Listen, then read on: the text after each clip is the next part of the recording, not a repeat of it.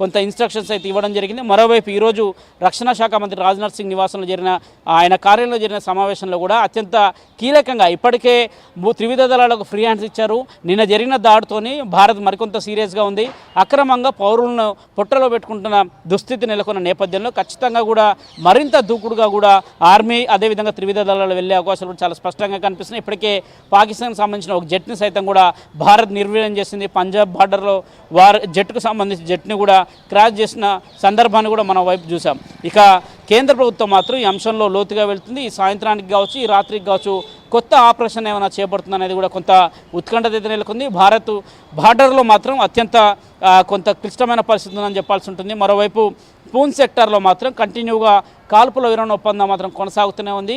వాటికి సంబంధించిన అంశంలో కూడా కేంద్ర ప్రభుత్వం కావచ్చు, కేంద్రంలో ఉన్న ఉన్నతాధికారులు కావచ్చు, కేంద్రంలో ఉన్న రక్షణ శాఖ మంత్రి, హోంమంత్రి కావచ్చు, ప్రధాని మోదీ కావచ్చు, దీనికి సంబంధించిన అంశంలో ఈరోజు భద్రతా దళాలకు సంబంధించిన సీరియస్గా ఒక చర్చ కూడా జరిగింది. వారికి ఎలాంటి ఆదేశాలు ఇచ్చారనేది కూడా కొంత వేచి చూడాల్సి ఉంటుంది. శంకరి, సతీష్, పాక్ మన ఎయిర్ డిఫెన్స్ని దెబ్బతీయాలని చూసింది, కానీ భారత్ మాత్రం చాలా సమర్థవంతంగా తిప్పికొట్టిన పరిస్థితులు అయితే చూసాము. అయితే కయ్యానికి కాలు దూవితే మాత్రం చూస్తూ ఊరుకోమని భారత్ అయితే తేల్చెప్పింది. ఈరోజు మార్నింగ్ రక్షణ శాఖ మంత్రి రాజ్నాథ్ సింగ్ సమావేశమయ్యారు త్రివిధ దళాధిపతి నేతలతో. ఇప్పుడు అమిత్ షా కూడా సమావేశం అవుతున్నారు. సో ఇప్పుడు వేసే స్టెప్స్ అనేది చాలా ఛాలెంజింగ్గా కీలకంగా మారే అవకాశం ఉంది. సో ఏ విధంగా భారత్ సన్నద్ధం అవుతుంది అంటే ఏం చెప్తారు?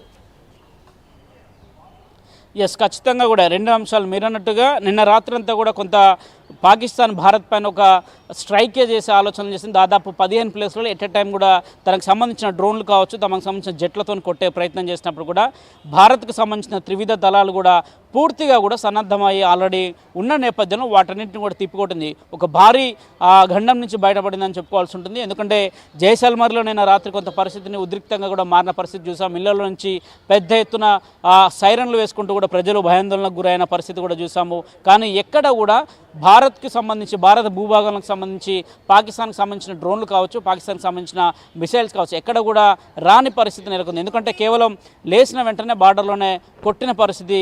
భారత వాయుసేన కావచ్చు, భారత ఆర్మీ కావచ్చు, అదేవిధంగా నేవీ అధికారులు కావచ్చు ఏ విధంగా పనిచేస్తున్నారనేది కూడా చాలా స్పష్టంగా అర్థమవుతుంది. అలాంటి ఘటనలు చోటు చేసుకోకుండా ఉండేందుకు కూడా ఇప్పటికే అనేక చర్యలు కేంద్ర రక్షణ శాఖ మంత్రి చేపడుతున్నారు. అందులో భాగంగానే త్రివిధ దళాలతో జరిగిన ఈరోజు సమావేశంలో కూడా అత్యంత కీలకంగా ఇవే అంశాలను కూడా పరిగణించారు. ఒకవేళ మరోసారి కాక అట్లాంటి దుశ్చర్యకు పాల్పడితే మాత్రం ఖచ్చితంగా సరైన బుద్ధి చెప్పాల్సిందిగా కూడా రక్షణ శాఖ మంత్రి కూడా కొంత త్రివిధ దళాలకు దిశానిర్దేశం చేసినట్టు తెలుస్తుంది. ఎందుకంటే ఇప్పటికే పూర్తి స్వేచ్ఛను కూడా త్రివిధ దళాలకు ఇచ్చిన నేపథ్యం ఉంది. ఖచ్చితంగా కేంద్ర హోంశాఖ కూడా బార్డర్లో ఉన్న తాజా పరిస్థితిని అటు బీఎస్ఎఫ్ కావచ్చు, ఇటు సిఎస్ఎఫ్కి సంబంధించిన అధికారులతో కూడా జరుగుతున్న సమావేశం సారాంశం కూడా అదే ఉంటుంది. ఖచ్చితంగా దీనికి సంబంధించిన విషయంలో మాత్రం ఎక్కడ కూడా తగ్గొద్దనేది కూడా భారత ఆర్మీకి కావచ్చు, త్రివిధ దళాలకు ఇప్పటికే కేంద్రం కొన్ని ఇన్స్ట్రక్షన్స్ ఇచ్చింది. దానికి అనుగుణంగా కూడా ముందుకు వెళ్తుంది.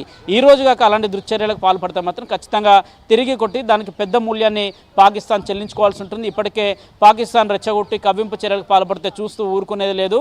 తమ యొక్క కోపాన్ని రెట్టింపు చేయొద్దనేది కూడా కేంద్ర రక్షణ శాఖ మంత్రి నిన్న ఒక సమావేశం సందర్భంగా ఆయన మాట్లాడుతూ కూడా ఒక హెచ్చరికనైతే పాకిస్తాన్కి జారీ చేశారు. అందులో భాగంగానే నిన్నంతా కూడా పాకిస్తాన్ కొన్ని కవ్వింపు చర్యలకు పాల్పడ్డప్పుడు భారత్ వెంటనే స్పందించి లాహోర్లోని డిఫెన్స్కి సంబంధించిన సెక్టర్ పైన కూడా పూర్తిగా దాడి చేయడం కావచ్చు, దానికి సంబంధించిన అంశంలో కూడా పెద్ద ఎత్తున కూడా పాకిస్తాన్ నష్టపోయిందనే అంశాన్ని కూడా పాకిస్తాన్ వారు ఒప్పుకుంటున్న నేపథ్యం కాబట్టి ఖచ్చితంగా కూడా ఈ అంశంలో మాత్రం ఈరోజు సాయంత్రానికి కాక పాకిస్తాన్ మరోసారి దుందుడుకు చర్యలు చేపడితే మాత్రం ఖచ్చితంగా భారత్ చేతిలో భారీ మూల్యం అయితే చెల్లించుకోవాల్సి ఉంటుంది. Shankari, right, thank you Satish.